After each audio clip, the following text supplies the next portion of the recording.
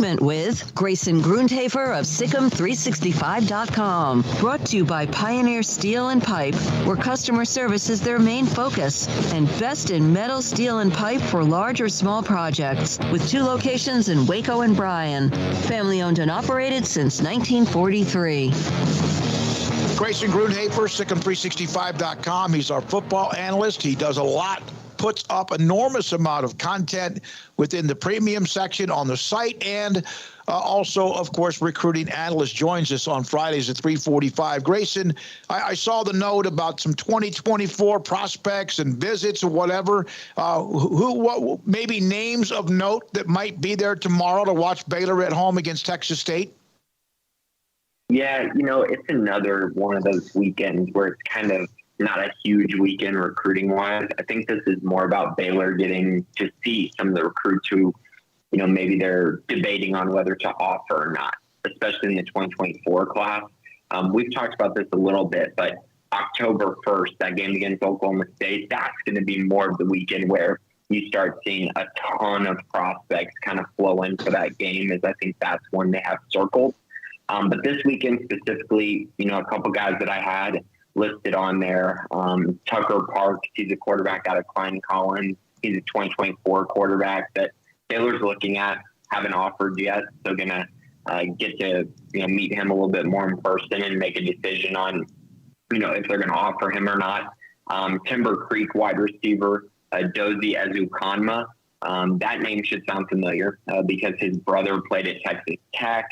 He's a current Miami Dolphin. Obviously, his brother was a very, very good receiver at Tech. And now Dozie, he's a guy who started to, kind of make a name for himself. He's had a nice start to the year, has 176 yards in their first 3 games, and is a guy that Baylor's definitely looking at. So it's going to be a lot of guys like that who don't have offers yet, but are just coming to visit. Baylor's trying to decide if they're going to offer them or not. And then I think there's probably going to be 5 or 6 commits who also come to this game. There were like 5 or 6 at the Albany game as well. I don't think it's going to be a massive amount, but the Oklahoma State game, I think pretty much every commit will be at that one.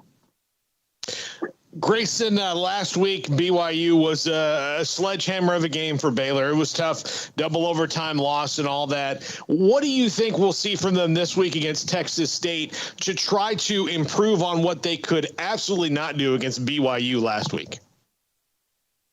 Yeah, I mean, they really got to get better in, quite a few areas, especially on the offensive side. I felt like the defense, they played really well. They went out, they stopped the run. I felt like they were good against the pass for the most part as well. Outside of maybe the cornerback position, they got beat a little bit by BYU's receiver Chase Roberts. But on the offensive side, I think the identity was established, and you saw it more so in the second half as they were able to really run the football with a lot more success. But I think the fact that they started so slow running the ball really put them, it set them back a little bit. I think if you looked at the end of the day and said, Baylor's going to have 52 carries, I think the Baylor coaching staff would be really happy with that. But it wasn't as productive.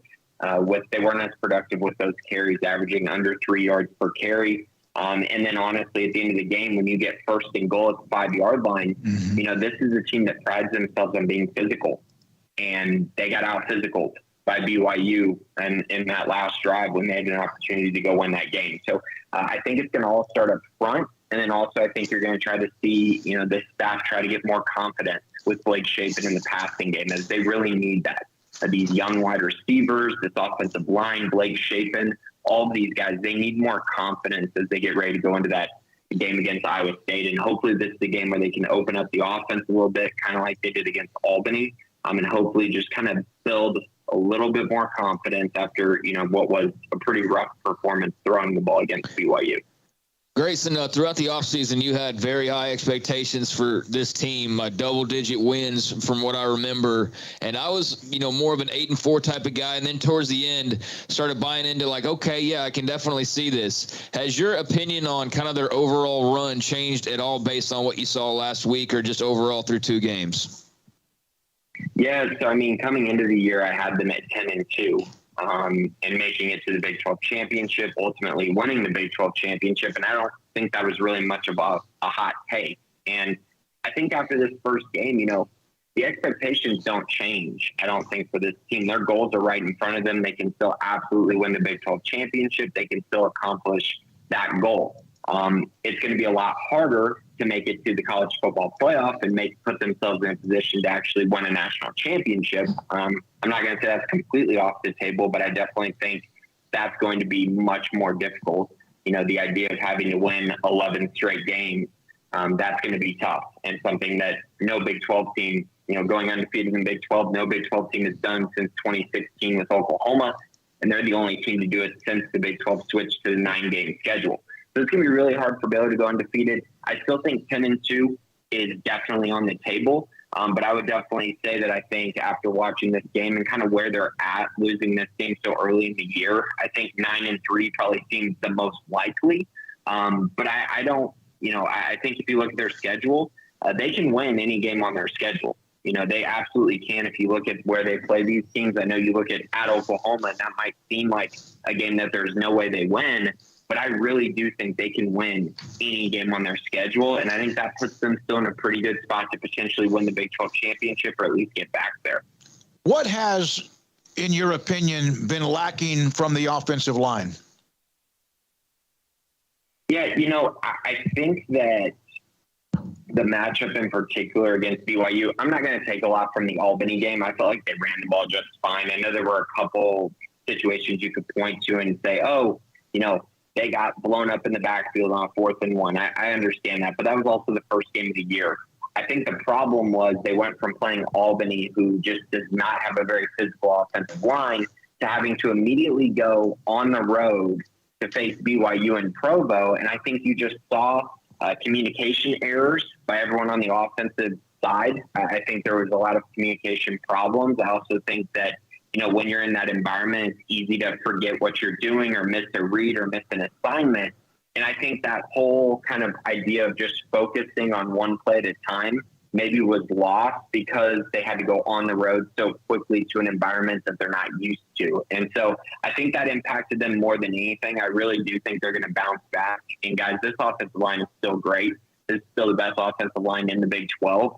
And so I'm not worried about them going forward.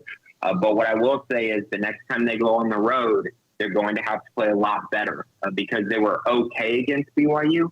But when you go play at Oklahoma or you go play at Ames, they're going to have to play well if Baylor is going to win those games. Grayson, do you think any of the vestiges of last year's Texas State team remain? What do you mean by that, Paul? This was a team that put a charge into Baylor that first game last year. A lot's happened since then, honestly. I mean, but do you think any of that remains with Texas State? No. This is a completely different matchup this year, and I know a lot of people are pointing to that first game against Texas State and saying, "Oh, look how the season turned out for Baylor." But again, that was the first week of the year. That was their first game with a lot of new coaches and a lot of new faces. Whereas you look at this game, and Baylor has a lot of returning guys, and Baylor's in a position where they should be able to go out and handle Texas State pretty easily. And if you look at what Texas State has done this year, it's really not very impressive. They got blown out by a Nevada team that lost by double digits to Incarnate Word over the weekend. They beat a Florida International team that nearly lost to Bryant, a really bad FBS team, the first week of the year. They have a quarterback that is very prone to turning the ball over and is very inaccurate. Plus, he's not as mobile as their quarterback was last year in Brady McBride, and now their quarterback is Lane Hatcher.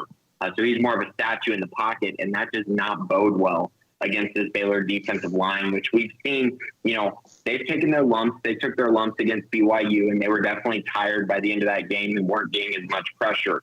But at the end of the day, that's a really, really good group. I expect them to dominate up front. I don't think that's going to be a very close matchup. And when you don't have a quarterback that's mobile to try to combat that, it's going to cause problems. And so I expect the Baylor defensive line to really dominate this game and really overwhelm Texas State. And I think on the offensive side, you're going to see a team that's much more organized, much more focused than they were in week 1 of last year. And I also think coming off of a loss, this is a really bad spot for Texas State to play Baylor. What did you think of the way that Tyrone Brown filled in for Dylan Doyle there towards the end of the game? Yeah, I love Tyrone Brown's athleticism, and he was a guy that I really liked coming out of high school. Very underrated because of his height, which sometimes happens to guys at the high school level. But you could see his athleticism, especially in the passing game. He really can cover a lot of ground, and that's so different from Dylan Doyle. Just that speed on the field. Now, on the flip side, in overtime, Tyrone missed a couple plays that I believe Dylan Doyle might have made in the overtime, especially in the run game. And, that just comes with more experience, more game experience, Dylan Doyle's size. And really it's just the speed of the game mixed with the IQ. Dylan's played, so many more games than Tyrone, but I was very encouraged by what I saw. And I think you got to see a glimpse into the future, of what that position is going to look like when Dylan Doyle is done during his time at Baylor. Hey, Grayson, we appreciate it. Obviously, just a couple of guys just to look at over the weekend coming into town. We asked this question, and Georgia spent nearly $4 million, 2 or 3 years ago, and we know they're going to end up with a top 5 class in Alabama and Texas and perhaps a couple of others. But there was the story by Sam Khan about how much a weekend cost for the weekend that Arch Manning and others came into town. And really there was one that was even more expensive because there were twice as many prospects in town. How much, do you have any idea? Have you ever found out, perhaps if it's a normal recruiting weekend, 6, 8, 10 guys, how much Baylor spends in a recruiting visit? To be honest, Smokey, I have never even asked that question. And I don't even know that I would really get a straight answer on that. I don't even know why anyone would willingly give that information out. For one, I think it's more of almost a publicity stunt, to be honest. I think that's the only reason you would release that number. I don't know how much Baylor spends. I will tell you this, though. Baylor's recruiting weekends, they do put a lot of money and effort and time into those weekends, and they end up being amazing weekends. You ask any recruit about Baylor's official visits, they all love it. They feel like they're treated really well, them and their families, and I think that's awesome. I know the meals are amazing. Everyone talks about the food, so they're dining really well, which is, that's not abnormal for any of these visits. So I know they go really well. I know they put a lot of time and money into it, but I don't think they're reaching the number that Texas is reaching. And I also think it's really funny that was even released by anyone. That's just so absurd to me. Texas didn't have a choice. It was a Freedom of Information Act. Yeah, and I think you take even some of the social media and some talking to some others who were on the trip, among others. It was Sam Khan wrote the article, who does a great job with The Athletic. And I had really never cared whether somebody spent $50,000 or $500,000, but it was just interesting. It was a great story, very insightful. And they just kind of pieced everything together based on the rooms at the Four Seasons in Austin. I was curious about that. And you're right. I never would have asked you the question had I not read the article, and have no idea who outspends the others. But I think we all know that the top 5, no matter what, whether there's NIL or not, usually are the top 5 to 8 anyway.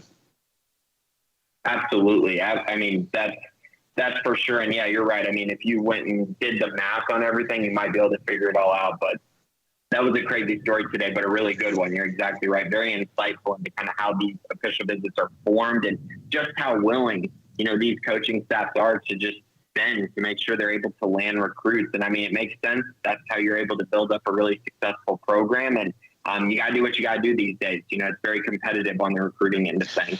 Grayson Grundhoefer, SicEm365.com, Fridays at 3:45. Recruiting.